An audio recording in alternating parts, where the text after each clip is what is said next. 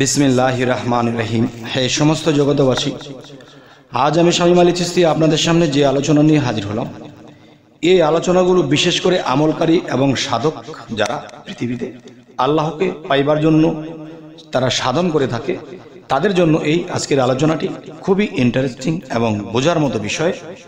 যেই জিনিসগুলো শুনলে একজন সাধক, একজন আমলকারী আল্লাহর দিকে অগ্রসর হতে পারে। অবশ্যই আপনারা খেয়াল করে শুনবেন। সেই আলোচনাটি হলো, দেখুন, আপনি বহুত চেষ্টা করেন যে রাতের গভীরে আপনি একটু আল্লাহর ধ্যান করবেন, আল্লাহর আমল করবেন, বা আল্লাহকে স্মরণের মাধ্যমে ডুবে যাবেন, এমন কিছু চিন্তা ভাবনা আপনারা করেন।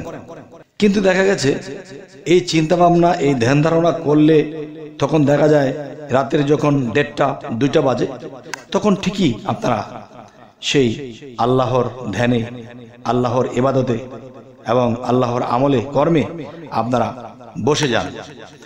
কিন্তু এত আশা আকাঙ্ক্ষা নিয়ে ওখানে বসা হয়েছে, তখন কি ঘটনা ঘটে? দেখা যায় আপনার পিঠের মধ্যে কোনো এক জায়গায় চুলকানি ছিল না, সেখানে চুলকাচ্ছে। আচ্ছা, ওখানে চুলকালেন, এরপরে দেখা যায় যে চুলকিয়ে আপনি বসছেন, আবার মাজার দিকে চুলকাচ্ছে। এরপরে কি করলেন? শরীয়তের মতে কিছু সূরা পাঠ করলেন, নবীর দুরূদ পাঠ করলেন। এসব পাঠ করার পরে তখন আপনি বসেছেন। এরপরে দেখতেছেন যে চুলকানি বা শরীর এরকম সেরকম সেই জিনিসটি আপনার কমে গেছে। এখন কেমন লাগছে? এখন মনে হচ্ছে যে আমার বন্ধু যেন কি একটা কথা বলেছিল, মনের মধ্যে একটু ব্যথা পাইলাম। আচ্ছা, এরপরে আরেক দিকে মন চলে গেল যে বাড়িতে যাব, বাড়িতে গিয়ে মার কাছে বলবো, মা তুমি এই পাকটা পাক করো, তো এই খাবারটা পাক করো, আমার ভাল লাগে না, কত কিছু খাবার খেয়ে মুখে রুচি লাগে না, তুমি এরকম কিছু পাক করো। তো সে ধ্যানে বসেছে, আল্লাহর স্মরণে বসেছে, আল্লাহর প্রেমে, আল্লাহর খেয়ালে সে ডুবে যাবে। কিন্তু এসব কি মনে আসছে?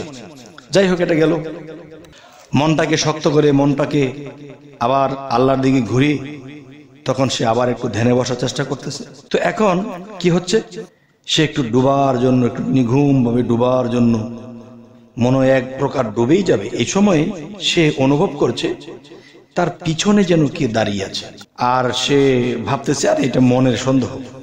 কিন্তু আসলে কিন্তু এটা মনের সন্দেহ, কিন্তু একে কেউ মারবে, পিছন দিয়ে ধাক্কা দেবে, পিছন দিয়ে কিছু একটা করবে, এমন কোনো কিছুই না।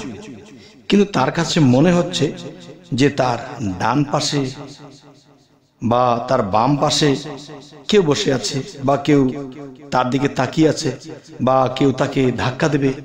আসলে রাতের গভীরে দরজা কপাট সব বন্ধ, ঘরে কোনো মানুষ নেই, কিন্তু আপনার মনে হচ্ছে যে কে যেন আমার পাশে আমাকে ধাক্কা দেবে। দেখেন, এই ঘটনাগুলো যারা নতুন সাধক, যারা সাধনা করে, তাদের এই ঘটনাগুলো ঘটতে থাকে।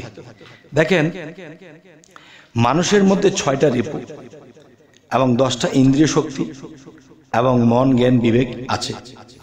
কিন্তু দেখা যায় যে একটা মানুষ সাধনে ডুবতে গেলে তার এই ঘটনাগুলো ঘটে।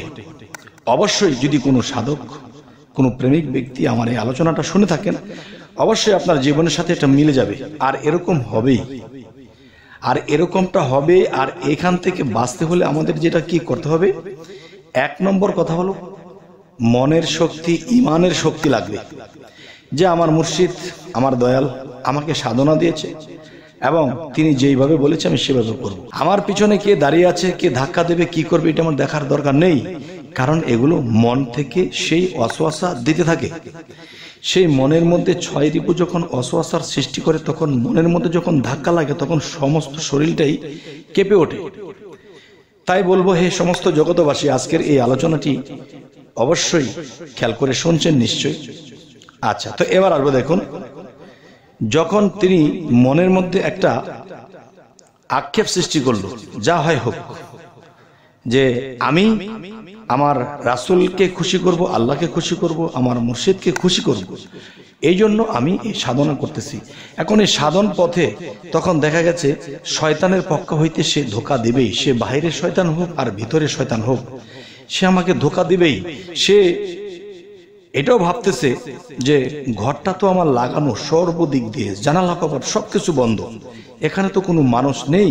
তবে আমি যখন অনুভব করছি যে আমার ডান পাশে পিছনে কেউ দাঁড়িয়ে আছে, কেউ নাড়াচাড়া করছে, কেউ আমাকে ধাক্কা দেবে, কেউ আমাকে পিছন দিয়ে কোনো আঘাত করবে, এমন কিছু মনে হচ্ছে, তখনই মনকে বুঝ দিতে হবে আর বলতে হবে মনে মনে, লা হাওলা ওয়ালা কুওয়াতা ইল্লা বিল্লাহিল আলিয়্যিল আযীম, হে আল্লাহ তুমি আমাকে রক্ষা করো। আচ্ছা, তাহলে কি মনোবল হারাননি এবং মন ডুবতে পারেন না বলে আপনি উঠে চলে যাননি? তখনই কিন্তু আল্লাহ খুশি হয় যে আমি তাকে সাধনার কথা বলেছি, আবার তার পিছনে আমি তার ওয়াসওয়াসা দেওয়ার জন্য তার ভিতরে এবং বাহিরে আমি শয়তানকেও লাগিয়ে দিয়েছি। তারপরেও কিন্তু সে ধ্যান থেকে বা আমার স্মরণ থেকে উঠে যায়নি। তখনই আল্লাহ খুশি হয়ে যায়। এরকম করতে করতে প্রায় কেউ 2 বছর, 5 বছর, 7 বছর এরকম ধ্যান করতে থাকে, সাধনা করতেই থাকে, কিন্তু সে কখনো হটে যায়নি। তখনই কি হয়, আল্লাহর মায়া লাগে যে সে আমাকে পাইবার জন্য সে 6টা শয়তান এবং 10 ইন্দ্রিয় মন এদেরকে ক্রস করে সে কখনো আমার থেকে বিচ্যুত হয়ে যায়নি, আমার পথেই সে বসে আছে। তখনই আল্লাহ তাআলা কি করেন, এমন এক ব্যক্তিকে তখন আল্লাহর দর্শন দেন, এবং আল্লাহর দর্শন যখন পেয়ে যায় তখন তার মধ্যে 6 রিপু দুর্বল হবে এবং 10 ইন্দ্রিয় দুর্বল হবে এবং সেই মানুষটি আল্লাহ প্রেমিক হবে এবং সে পরমাত্মার শক্তিতে শক্তিমান হয়ে যাবে। সুবহানাল্লাহ। তবে হে সমস্ত জগৎবাসী, আমি যে কথাটি আরো একটু বোঝাতে চাইলাম, এই পৃথিবীতে যারা সাধনা করবেন তারা কখনো পিছু হটবেন না। আর সাধনার বিনিময়ে আল্লাহর কাছে, আল্লাহ এই জিনিসটা দিও, আল্লাহ আমাকে এই পাওয়ারটা দিও, আমাকে এই শক্তিটা দিও, নাউজুবিল্লাহ, এমন কথা কখনো কেউ বলবেন না। কারণ আপনার কি দরকার জানা আছে তার, আর আপনি আছেন কোন স্তরে সেটাও কিন্তু তার জানা আছে, এবং আপনার কি পাওনা, আপনি কি পাবেন সেটাও তার জানা আছে, আপনার কি দরকার সেটাও তার জানা আছে। তাহলে আমাদের চাওয়ার দরকার নেই। কেননা আমি যখন উত্তীর্ণ হব তখন আমার নাম্বারটা, পৃথিবীর কোনো মাস্টার হলে সে জালিয়াতি করতে পারে, সে কারো কাছ থেকে টাকা খেয়ে বা কারো কথা শুনে আমার নাম্বার কম দিতে পারে, কিন্তু দেখেন আল্লাহ কিন্তু মহাসত্য, তিনি কখনোই তিনি এরকম কিছু করেন না, তিনি ভঙ্গ করোনা অঙ্গীকার, তিনি সর্ববিষয়ে সত্য, সর্ববিষয়ে তিনি সর্বশক্তিমান। তাই বলবো, হে সমস্ত জগৎবাসী, আল্লাহ যদি আমাদেরকে না ঠকায় তবে আমরা নিজেকে নিজে ধোঁকা দেই। কেননা নিজেকে নিজে ধোঁকা দেওয়া মানে আল্লাহকেই ধোঁকা দেওয়া, কারণ নিজের প্রতি বিশ্বাস না থাকলে তো আল্লাহর প্রতি বিশ্বাস কি করে হবে। তাই বলবো, হে সমস্ত জগৎবাসী, যে অবশ্যই আপনি সাকসেস পেয়ে যাবেন, কিন্তু কখনো আপনি হটে যাবেন না, কারণ শয়তান আপনাকে খোঁচাতেই থাকবে, আপনার মন ডুবতে দেবে না। অবশ্যই এর পাশাপাশি যদি নিরামিষ খাওয়া যায় এবং গোশ, মাছ, ডিম, বিভিন্ন খাবার যদি আস্তে আস্তে কমিয়ে দিলে আর সাধনটা আস্তে আস্তে বাড়িয়ে দিলে, ইনশাআল্লাহ এই পৃথিবীতে থেকেই আপনি জয়লাভ করবেন এবং পরকালেও আপনি জয়লাভ করে যাবেন। তবে হে সমস্ত জগতবাসী, আজকে আপনাদের সামনে যে আলোচনাগুলো করলাম, অবশ্যই এই আলোচনাটি খেয়াল করে শুনেছেন এবং কেমন লাগলো জানাবেন, এবং সামনে কি ধরনের আলোচনা চাইতেছেন তাও জানাবেন। আমাদের এই চ্যানেলটি যদি ভালো লাগে অবশ্যই সাবস্ক্রাইব করে নেবেন, আর যদি ফেসবুক হয় তবে ফলো করে নেবেন। সকলে ভালো থাকবেন। আল্লাহ হাফেজ।